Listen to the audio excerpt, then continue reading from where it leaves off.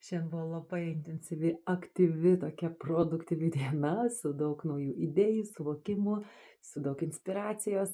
Ir žinoma, grįžus po renginio reikia nusivalyti makiažą ir parodysiu, kaip tai padaryti teisingai, nes gaunu klausimų, kągi iš makiažo nuvalymo priemonių geriausia yra naudoti.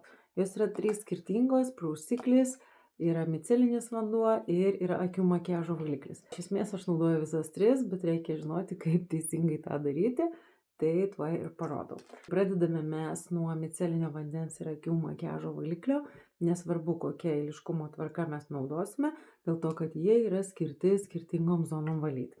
Pradėsiu aš nuo akių makiažo nuvalymo. Akių makiažo valiklis yra dvifazis, skirtas akims ir lūpoms valyti.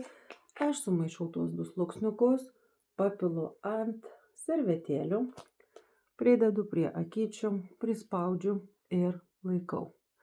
Šis akių valiklis patirpins akių makiažą ir surinks viską ant servetėlių. Ir ypatingas akių makiažo valiklis tuo, kad jis yra patikrintas oftalmologų ir tinka būtent akių zonai valyti.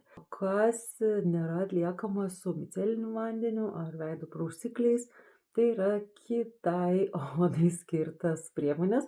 Todėl jeigu nori, kad nedirgintų niekas akyčių, kad būtų subtiliai, delikačiai ir lengvai nuvalomas makiažas, tai tiesiog valyk akių makiažo valikliu. Leidžiu patirpinti ir štai kiek visko pas mane ant servetėlių ir lieka. Persiu kitą pusę, nuvalysiu visus likučius. Štai taip švelniai, lengvai nusivalo visas makiažas ir lieka ant servetėlių. Tą pusę rodau.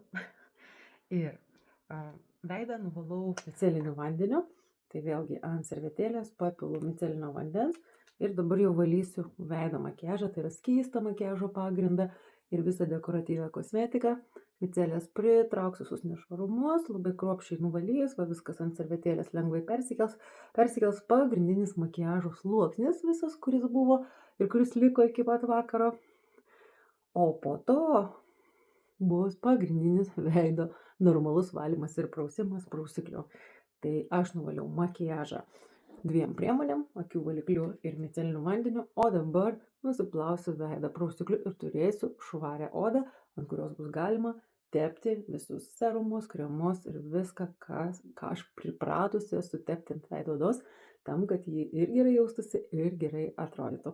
Štai toks teisingas turi būti demakiažas namuose vakare prieš miegą.